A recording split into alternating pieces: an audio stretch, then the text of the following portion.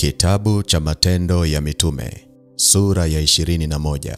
Neno la Mungu linasema, ikawa tulipokwisha kujitenga nao na kuabiri, tukafika Kosi kwa tanga moja, na siku ya pili yake tukafika Rodo, na kutoka huko tukafika Patara. Tukapata merikebu itakayovuka mpaka Foinike, tukapanda tukatweka. Na tulipoona Kipro, tukaiacha upande wa kushoto, tukasafiri mpaka Sham, tukashuka Tiro, kwa maana huko ndiko merikebu yetu itakakoshusha shehena yake. Tukiisha kuwaona wanafunzi, tukakaa huko siku 7. Nao wakamwambia Paulo kwa uweza wa Roho asipande kwenda Yerusalemu.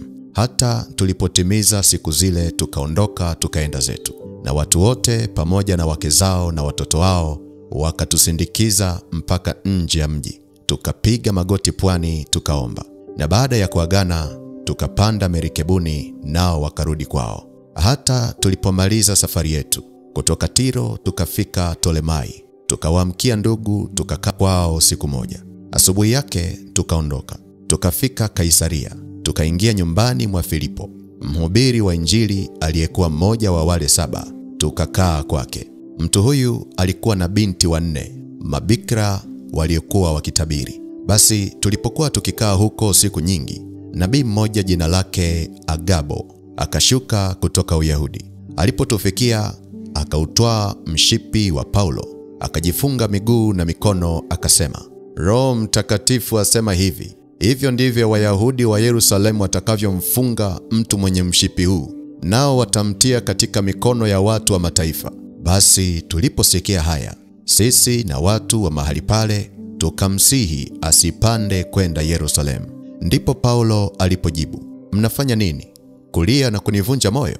Kwa maana mimi licha ya kufungwa ni tayari hata kuuawa katika Yerusalemu kwa ajili ya jina lake Bwana Yesu.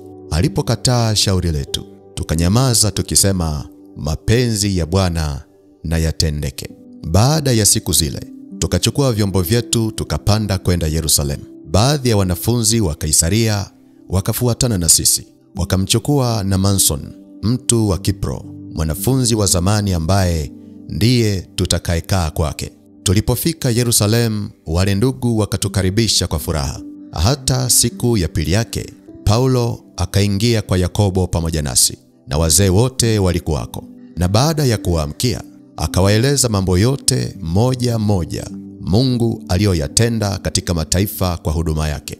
Na waliposikia wakamtukuza Mungu, wakamwambia, ndugu yetu, unaona jinsi Wayahudi walioamini walivyo elfu nyingi, nao wote wanawivu sana kwa ajili ya Torati.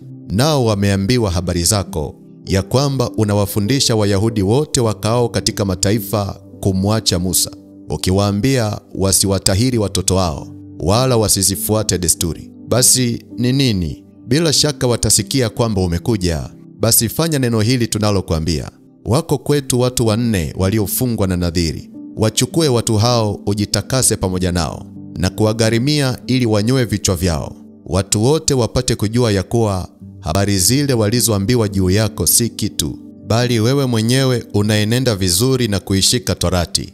Lakini kwa habari za watu wa mataifa walioamini, tuliandika na kutoa hukumu yetu ya wao kujilinda nafsi zao na vitu vilivyotolewa sadaka kwa sanamu, na damu na kitu kilichosongolewa na uasherati. Ndipo Paulo akawatwaa wanaume wale, na siku ya pili yake akajitakasa nafsi yake pamoja nao, akaingia ndani ya hekalu, akitangaza habari ya kutimiza siku za utakaso, hata sadaka itolewe kwa ajili ya kila mmoja wao. Basi zile siku 7 zilipokuwa karibu kutimia, Wayahudi waliotoka Asia wakamuona ndani ya hekalu, wakawataharakisha watu wote, wakamkamata, wakapiga kelele na kusema, enyi wanaume wa Israeli, tusaidieni! Huyu ndiye mtu yule afundishaye watu wote kila mahali kinyume cha taifa letu na Torati na mahali hapa. Tena zaidi ya haya, amewaingiza Wayunani katika hekalu, akipatia unajisi mahali hapa patakatifu. Kwa maana walikuwa wamemwona Trofimo Mwefeso pamoja naye mjini, ambaye walidhania ya kuwa Paulo amemuingiza katika hekalu. Mji wote ukataharuki, watu wakakutanika mbio mbio, wakamkamata Paulo, wakamkokota, wakamtoa hekaluni. mara milango ikafungwa. Na walipokuwa wakitafuta njia ya kumuua, habari zikamfikiria jemadari wa kikosi ya kwamba Yerusalemu imechafuka, mji mzima. Mara akatoa askari na maakida, akawashukia mbio. Nao walipomwona jemadari na askari, wakaacha kumpiga Paulo. Kisha jemadari akakaribia, akamshika, akaamuru afungwe kwa minyororo miwili. Akauliza, nani huyu? Tena amefanya nini? Wengine katika makutano wakapiga kelele wakisema hivi na wengine hivi. Basi alipokuwa hawezi kupata hakika ya habari kwa sababu ya zile kelele, akatoa amri aletwe ndani ya ngome. Basi Paulo alipofika darajani, ilikuwa kuchukuliwa na askari kwa sababu ya nguvu ya makutano. Maana kundi kubwa la watu wakamfuata, wakipiga kelele na kusema, muondoe huyu. Naye alipokuwa analetwa ndani ya ngome, Paulo akamwambia jemadari, nina ruhusa nikwambie neno? Naye akasema, je, unajua Kiyunani? Wewe si yule Misri ambaye kabla ya siku hizi aliwafitinisha wale watu 4,000 walioitwa wauaji, akawaongoza jangwani? Paulo akasema, mimi ni mtu wa Kiyahudi, mtu wa Tarso, mji wa Kilikia, mwenyeji wa mji usiokuwa mnyonge, na kuomba nipe ruhusa niseme na wenyeji hawa. Basi alipompa ruhusa, Paulo akasimama madarajani, akawapungia mkono wale wenyeji, na ilipokuwa kimya kabisa, akanena nao kwa lugha ya Kiebrania akisema, Bwana Yesu asifiwe. Katika kitabu cha Matendo ya Mitume sura ya 21, tunaenda kufanya maombi ya kutakasa nafsi. Lengo la maombi haya ni kukusaidia upate mpenyo katika maombi yako.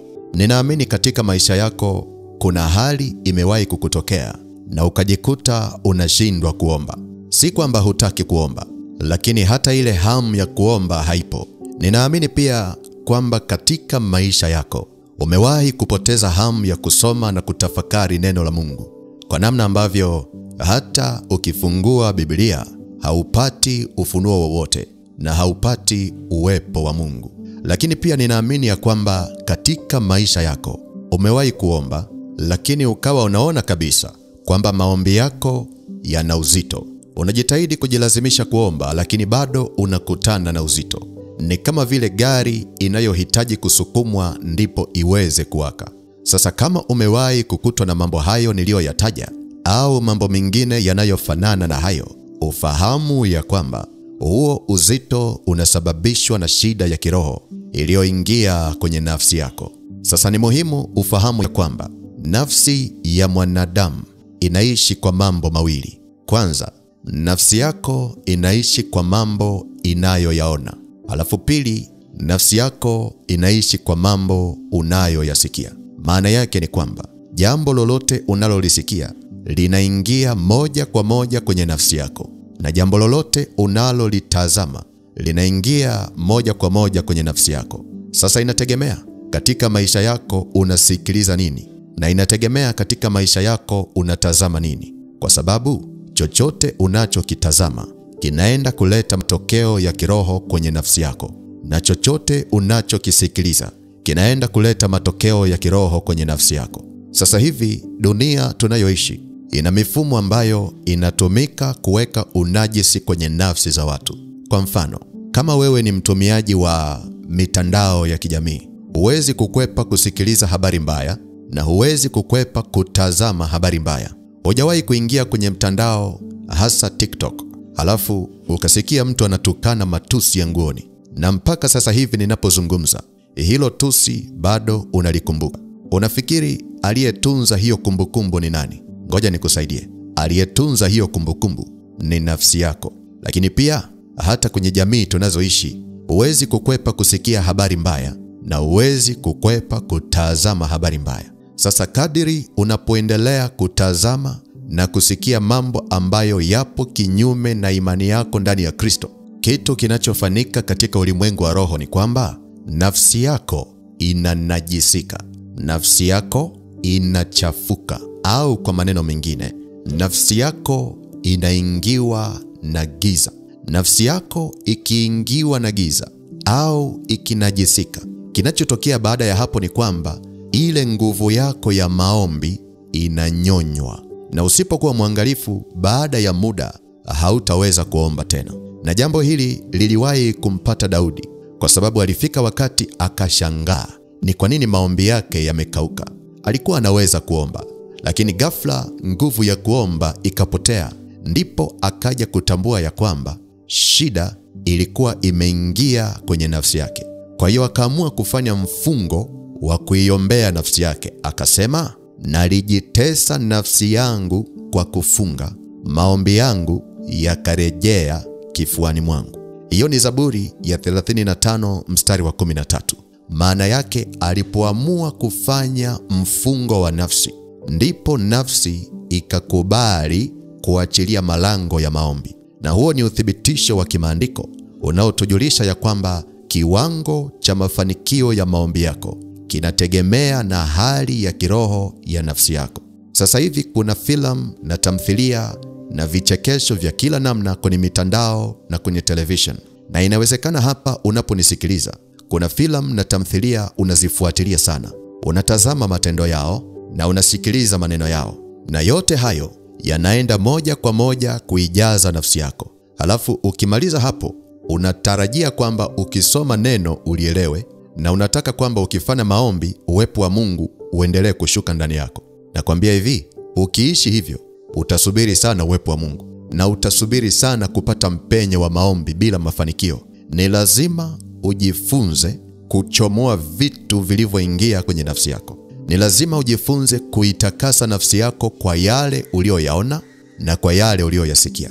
Na ukiona hali yako imekuwa ngumu, itakubidi uingie kwenye mfungo ili nafsi yako ikubali kuachilia malango ya maombi yako. Na ninakuombea kwa Mungu kwamba jambo hili ninalokufundisha siku ya leo lisitoke kwenye moyo wako, na Mungu Roho Mtakatifu akukumbushe kila wakati umuhimu wa kutakasa nafsi yako. Bwana Yesu asifiwe.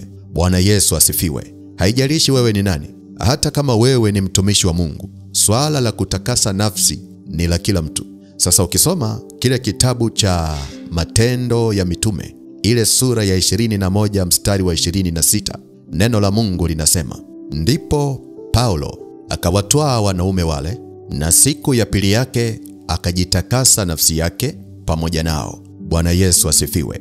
Paulo akiwa kama mtumishi wa Mungu alijua umuhimu wa kutakasa nafsi yake. Na ndivyo ambavyo maandiko yanatuambia kwenye kile kitabu cha Wathesalonike wa kwanza sura ya 5 mstari wa 23, kwamba Mungu wa amani mwenyewe awatakase kabisa ninyi nafsi zenu na roho zenu na miili yenu, muhifadhiwe muwe kamili bila lawama wakati wa kuja kwake Bwana wetu Yesu Kristo. Bwana Yesu asifiwe. Sasa unawezaje kuitakasa nafsi yako? Nataka nikupe njia 4 unazoweza kuzitumia kuitakasa nafsi yako, alafu tuingie katika maombi. Bwana asifiwe. Bwana asifiwe. Njia ya kwanza, unaweza kutakasa nafsi kwa maombi. Unaweza kutakasa nafsi kwa maombi. Na unapofanya maombi ya kutakasa nafsi, ni lazima ung'oe mapando yote yaliyoingia kwenye nafsi yako. Ukisoma kile kitabu cha Mathayo sura ya 15 mstari wa 13, Yesu alisema, kila pando asilolipanda Baba yangu wa mbinguni litang'olewa. Sasa inawezekana kuna mapando ya mawazo mabaya yamechafua nafsi yako, au umesikiliza miziki ya kishetani ya dunia hii, au umetazama vitu kwenye mtandao na vikarekodiwa kwenye nafsi. Ni lazima sasa unapofanya maombi uchomoe vyote na kuviseta kuzimu, ili kwamba nafsi yako isikuzuilie maombi yako. Bwana Yesu asifiwe. Bwana Yesu asifiwe. Njia ya pili, unaweza kutakasa nafsi kwa neno la Mungu. Unaweza kutakasa nafsi kwa neno la Mungu. Inawezekana kilichoweka giza kwenye nafsi yako ni maneno unayosikia kwa watu wengine, au inawezekana umesikia nyimbo zenye maneno ya makufuru, au umesikiliza matukano na maneno mengine yasiyojenga. Kitakachokusaidia kutakasa nafsi yako ni neno la Mungu. Na inakuwa hivyo kwa sababu neno la Mungu lina uwezo wa kutakasa. Na ndivyo maandiko yanavyotuambia kwenye kile kitabu cha Yohana sura ya 17 mstari wa 17, kwamba uwatakase kwa ile kweli, na neno lako ndilo kweli. Bwana Yesu asifiwe sana. Njia ya tatu, unaweza kutakasa nafsi kwa kutumia damu ya Yesu. Unaweza kutakasa nafsi kwa kutumia damu ya Yesu.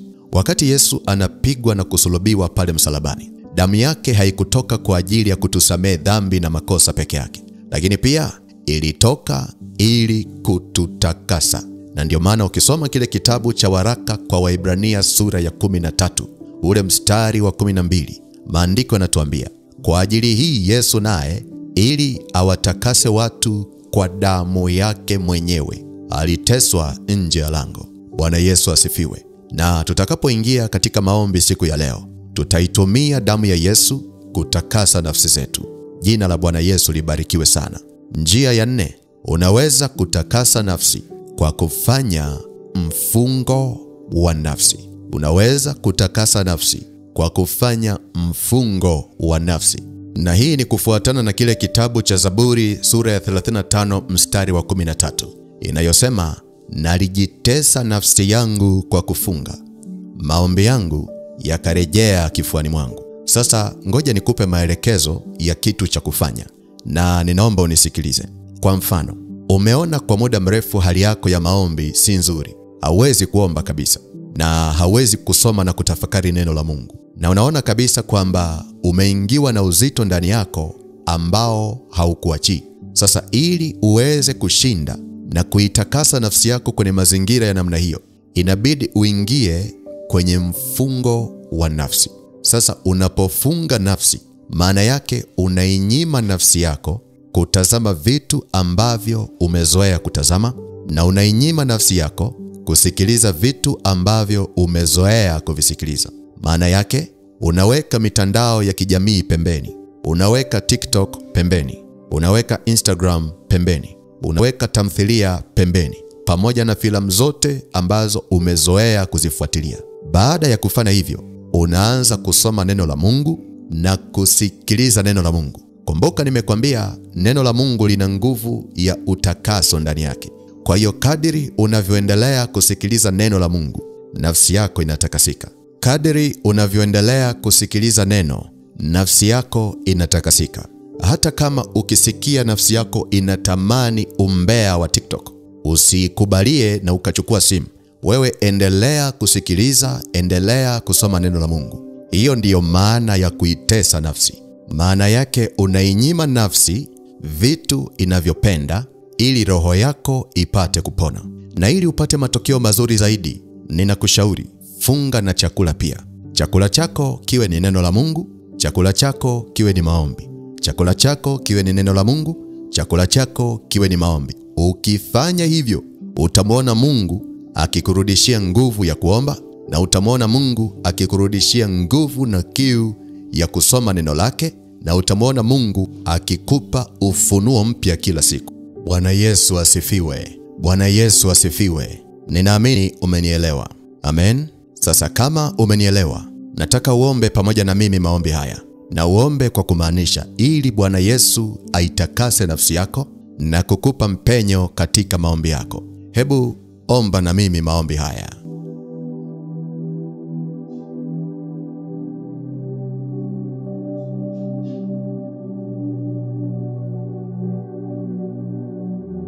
Sema: Mungu Baba, katika jina la Yesu, ninakuja mbele zako jinsi nilivyo. Ninasogea kwenye kiti chako cha neema. Ninaomba unisamehe kwa dhambi na makosa niliyoyatenda. Ninatubu kwako, ninaomba unisamehe. Ninatubu kwako, ninaomba unirehemu. Katika jina la Yesu. Endelea kuomba toba na rehema kwa Mungu. Maandiko yanatuambia sote tumetenda dhambi na kupungukiwa na utukufu wa Mungu. Lakini pia maandiko yanatuambia tukisema kwamba hatuna dhambi, tunajidanganya sisi wenyewe na wala kweli haimo ndani mwetu. Lakini kama tukikubali na kuziungama dhambi zetu, Mungu ni mwaminifu na wa haki na atatusamehe. Kwa hiyo usinyamaze. Endelea kuomba toba na rehema kwa ajili yako mwenyewe. Endelea kuomba, endelea kuomba, endelea kuomba, endelea kuomba, endelea.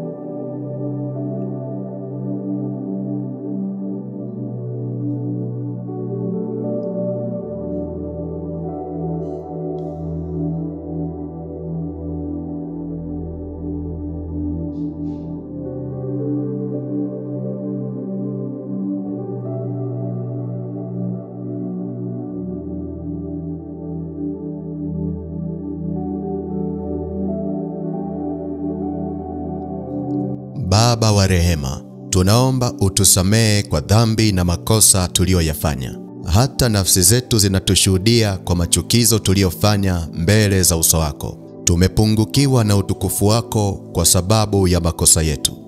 Tumezifuata njia zetu wenyewe na kuyatimiza mapenzi ya tamaa za mioyo yetu. Tumekukosea wewe, tunaomba utusamehe. Tumekukosea wewe, tunaomba utuhurumie. Tunaomba utusamehe kwa kubeba uchungu kwenye mioyo yetu. Tunaomba utusamehe kwa ugumu wa moyo uliotufanya tushindwe kuwasamehe watu waliotukosea. Ni mara ngapi tunakukosea na umetusamehe Bwana? Ni mara ngapi tumekukasirisha lakini bado unatusamehe Bwana? Tunaomba toba na rehema kwa kushindwa kuachilia watu kwenye mioyo yetu. Tunatubu kwa kumaanisha kubadilika. Tunatubu kwa kumaanisha kuziacha njia mbaya. Tunakubali kuwasamehe waliotukosea. Tunakubali kuwasamehe waliotuumiza. Tunawasamehe na kuwaachilia. Tunawasamehe na kuwaachilia. Tunawasamehe na kuwaachilia.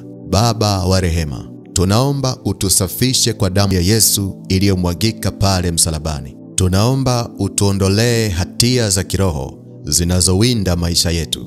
Tunaomba utufutie mashitaka ya kiroho yanayowinda nafsi zetu. Tusafishe kwa damu yako Bwana Yesu. Tutakase kwa damu yako Bwana Yesu. Tupe neema ya kushinda majaribu ya dhambi yanayoinuka dhidi yetu. Tupe neema ya kusimama imara katika imani. Tupe neema ya kuishi maisha matakatifu ili tukuone wewe. Tupe neema ya kuishi maisha matakatifu ili maombi yetu yasizuiliwe. Tupe neema ya kuanza upya kwa damu ya Yesu. Asante kwa msamaha wa dhambi. Asante kwa kutufutia na kutuondolea hatia zote. Nasi tunapokea neema ya kusimama mbele zako bila hatia. Tunapokea neema ya kusimama mbele zako kwa ujasiri. Tunapokea neema ya kujibiwa maombi yetu siku ya leo. Tunapokea neema ya kushinda mapambano ya kiroho siku ya leo. Asante Bwana Yesu kwa neema yako. Asante Bwana Yesu kwa upendo wako. Tunakushukuru kwa kutupa mwanzo mpya. Katika jina la Yesu. Katika jina la Yesu.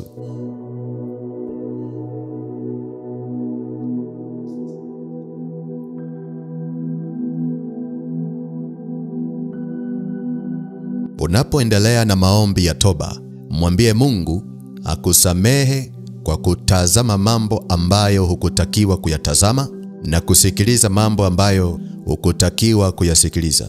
Inawezekana hata hukupanga kusikiliza kitu ulichokisikiliza, lakini tayari nafsi yako imeshakisikia na kimewekwa kumbukumbu ndani ya nafsi yako, na shetani anakitumia kama chombo cha kunyonya nguvu yako ya ndani. Nenda mbele za Mungu kwa toba na rehema. Mwambie Mungu, ninasogea kwenye kiti chako cha neema. Ninaomba toba kwa mambo yote niliyoyasikia na yakatumika kuweka uzito wa maombi kwenye nafsi yangu. Ninaomba toba kwa mambo yote niliyoyatazama na yakatumika kuweka uzito wa maombi kwenye nafsi yangu. Ninaomba toba kwa vipindi nilivyotazama na vikatumika kuweka uzito wa maombi kwenye nafsi yangu. Ninaomba toba kwa nyimbo nilizosikiliza na zikatumika kuweka uzito wa maombi kwenye nafsi yangu.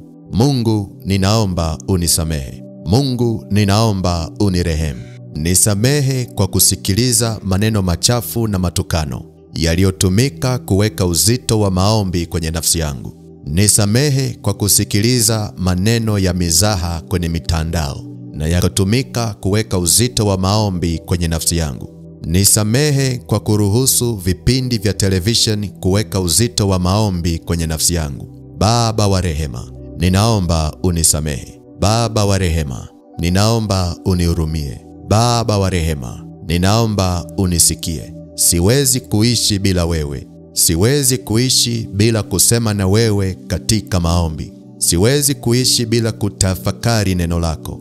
Lakini nafsi yangu imevamiwa na uzito. Nafsi yangu imeingiwa na utando wa giza, kiasi ambacho maombi yangu yamepoteza nguvu. Maombi yangu yamepoteza matokeo. Nisamehe Mungu, ukanisaidie. Nisamehe Mungu, ukanifungue. Nisamehe Bwana, ukanipe mpenyo. Nisamehe Bwana, ukanipe wepesi. Nisamehe Bwana, ukaniondolee uzito wa kuomba.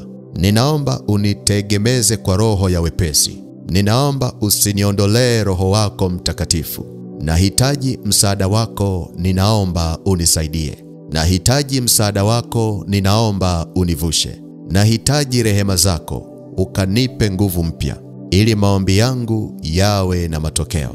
Katika jina la Yesu, katika jina la Yesu, katika jina la Yesu.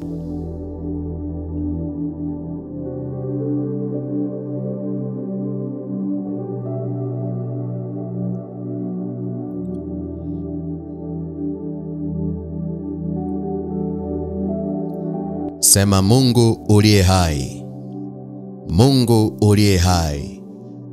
Neno lako linasema, kila pando asilolipanda Baba wa mbinguni litang'olewa. Nasimama na damu ya Yesu iliyomwagika kwa ajili yangu. Nang'oa mapando yote yaliyoweka unajisi kwenye nafsi yangu. Nang'oa mapando ya sauti za kishetani zilizoweka unajisi kwenye nafsi yangu. Nang'oa mapando ya nyimbo za kishetani zilizoweka unajisi kwenye nafsi yangu. Nang'oa mapando ya mawazo mabaya yaliyoweka unajisi kwenye nafsi yangu. Nayang'oa kwa jina la Yesu. Nayang'oa kwa jina la Yesu. Nayang'oa kwa jina la Yesu. Nayang'oa kwa jina la Yesu. Nayang'oa kwa jina la Yesu. Nayang'oa kwa jina la Yesu. Endelea kuomba, endelea kuomba. Endelea kuomba, endelea kuomba. Chomoa kila kitu kichafu kilichoingia kwenye nafsi yako. Chomoa kila kitu kisichofaa kilichoingia kwenye nafsi yako. Endelea kuomba, endelea kung'oa. Endelea kuomba, endelea kung'oa. Endelea, endelea, endelea.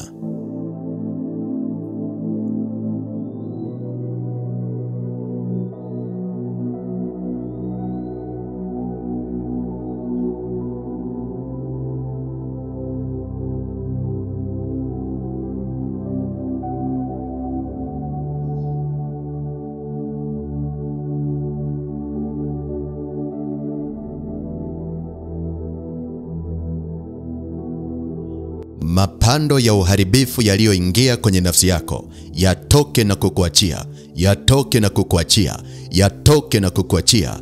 Kila taarifa mbaya iliyoweka unajisi kwenye nafsi yako, na ichomoa na kuiseta kuzimu, na ichomoa na kuiseta kuzimu, na ichomoa na kuiseta kuzimu. Roho za umbea zilizopanda uharibifu kwenye nafsi yako, zipoteze mamlaka ya kutawala nafsi yako. Zipoteze mamlaka ya kutawala nafsi yako. Na zichomoa na kuziseta kuzimu. Na zichomoa na kuziseta kuzimu. Na zichomoa na kuziseta kuzimu. Na chomoa mabaraza ya mizaha kwenye nafsi yako. Na yachomoa na kuyaseta kuzimu. Na yachomoa na kuyaseta kuzimu. Na yachomoa na kuyaseta kuzimu. Na yachomoa, na yachomoa, na yachomoa na kuyaseta kuzimu. Yatoke na kuachia nafsi yako. Yatoke na kuachia nafsi yako. Yatoke na kuachia nafsi yako. Na yachomoa na kuyaseta kuzimu. Na yaseta kuzimu. Na yaseta kuzimu. Katika jina la Yesu. Katika jina la Yesu. Sumu za kiroho zilizoweka uharibifu kwenye nafsi yako, zifutike na kukuachia. Zifutike na kukuachia. Zifutike na kukuachia. Zifutike, zifutike, zifutike, zifutike, zifutike na kukuachia. Zifutike na kukuachia. Katika jina la Yesu. Katika jina la Yesu. Nashusha agenda za kishetani zilizopata kibali kwenye nafsi yako. Nazichomoa na kuzishusha kuzimu.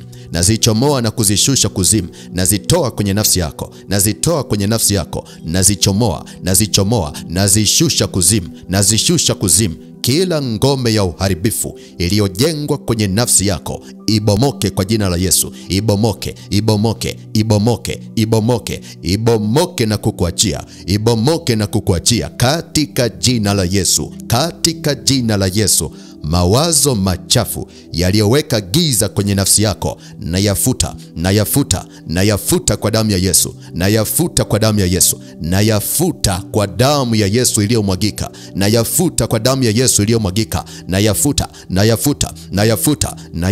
kwa damu ya Yesu, kwa damu ya Yesu Kristo wa Nazareti, kwa damu ya Yesu Kristo wa Nazareti, katika jina la Yesu, katika jina la Yesu. Nyimbo za kuzimu zitoke na kuachia nafsi yako, zitoke na kuachia nafsi yako. Mawazo ya kuzimu yatoke na kuachia nafsi yako, yatoke na kuachia nafsi yako kwa damu ya Yesu, kwa damu ya Yesu. Kila ushawishi wa kuzimu uliofunika nafsi yako ufutike kwa damu ya Yesu, ufutike kwa damu ya Yesu, ufutike kwa damu ya Yesu, ufutike kwa damu ya Yesu. Naangusha kila ngome inayozuia maombi yako kwenye nafsi yako, naangusha kila mawazo yanayoweka uzito kwenye nafsi yako, na yaangusha na kuyasambaratisha kwa jina la Yesu, na yaangusha na kuyasambaratisha kwa jina la Yesu Kristo wa Nazareti aliye hai, na yaangusha na kuyasambaratisha kwa jina la Yesu, kwa jina la Yesu, kwa jina la Yesu, kwa jina la Yesu, kwa jina la Yesu Kristo wa Nazareti aliye hai.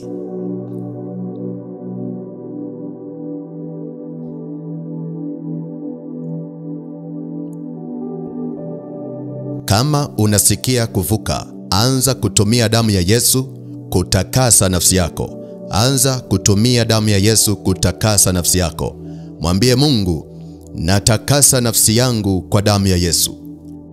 Natakasa mawazo ya nafsi yangu kwa damu ya Yesu. Natakasa maamuzi ya nafsi yangu kwa damu ya Yesu. Natakasa nia ya nafsi yangu kwa damu ya Yesu. Nafsi yangu itakasike kwa damu ya Yesu. Nafsi yangu itakasike kwa damu ya Yesu. Uchafu wa nafsi yangu uondoke na kuniachia. Udhaifu wa nafsi yangu uondoke na kuniachia. Uharibifu wa nafsi yangu uondoke na kuniachia. Upotovu wa nafsi yangu uondoke na kuniachia. Damu ya Yesu, takasa nafsi yangu. Damu ya Yesu, takasa nafsi yangu. Udhalimu wa nafsi yangu uondoke na kuniachia. Giza la nafsi yangu lifutike na kuniachia. Damu ya Yesu, takasa nafsi yangu. Damu ya Yesu, takasa nafsi yangu. Damu ya Yesu, takasa nafsi yangu. Takasa nafsi yangu. Takasa nafsi yangu. Takasa nafsi yangu. Takasa nafsi yangu. Endelea kuomba namna hiyo, endelea kuomba namna hiyo. Endelea. Takasa nafsi yako kwa damu ya Yesu. Takasa nafsi yako kwa damu ya Yesu. Endelea kuomba, endelea kutakasa. Endelea kuomba, endelea kutakasa. Endelea.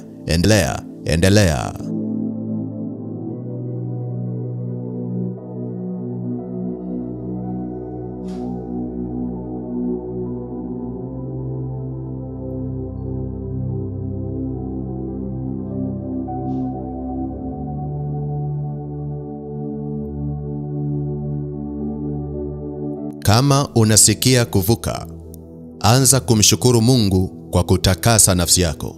Anza kumshukuru Mungu kwa kufungua nafsi yako. Mshukuru Mungu na uombe akupe wepesi katika maombi. Mshukuru Mungu na uombe akupe mpenyo katika maombi. Mwambie Mungu, asante kwa kusikia kuomba kwangu.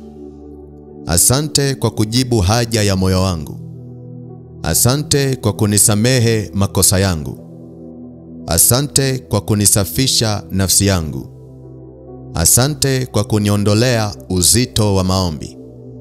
Baba, ninaomba unipe wepesi ninapofanya maombi. Ninaomba unipe wepesi ninaposoma neno.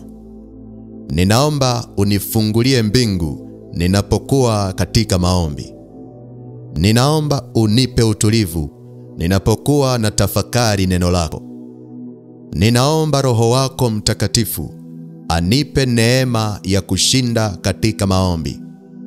Asante kwa kunisikia, na mimi napokea hiyo neema. Napokea hiyo neema, Mungu uliye hai. Napokea neema ya kusoma na kuelewa neno lako. Napokea neema ya kujibiwa maombi yangu. Napokea neema ya kushinda katika maombi. Napokea. Napokea. Napokea.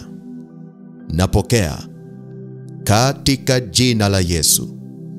Katika jina la Yesu. Amen. Bwana Yesu asifiwe. Kama umefanya maombi haya, napenda kukupa hongera kwa ushindi. Mungu akubariki sana kwa kusoma kitabu cha Matendo ya Mitume sura ya 21 yote.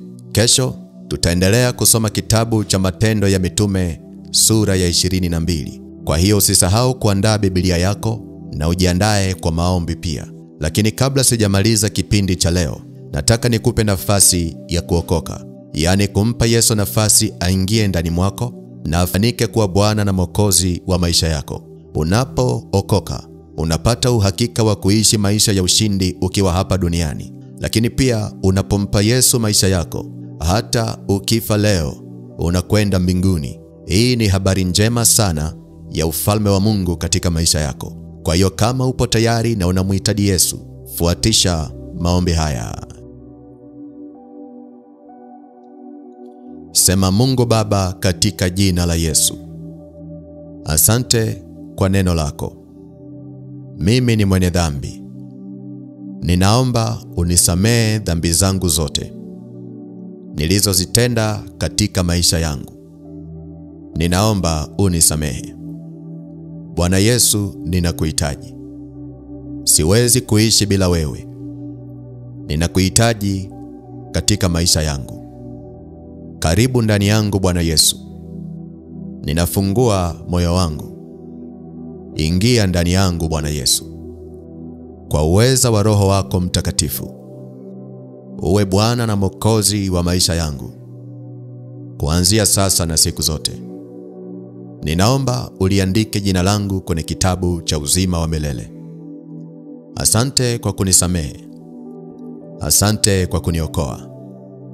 Ninaomba unisaidie niweze kudumu ndani ya wokovu. Ninaomba unisaidie shetani asinishinde. Katika jina la Yesu. Amen. Ikiwa umefanya sala hii, napenda kukupa hongera kwa kuokoka. Mungu akubariki sana. Tuonane tena siku ya kesho. Usisahau kuwashirikisha na watu unaowapenda ili waweze kuungana nasi katika vipindi hivi vya kusoma Biblia pamoja na maombi. Mungu akubariki na kukutunza, na damu ya Yesu inene mema kwa ajili yako. Amen. Naomba unikumbuke, uyajibu maombi yangu, niondole mateso haya, uniponye Yesu wangu, usiufiche uso wako.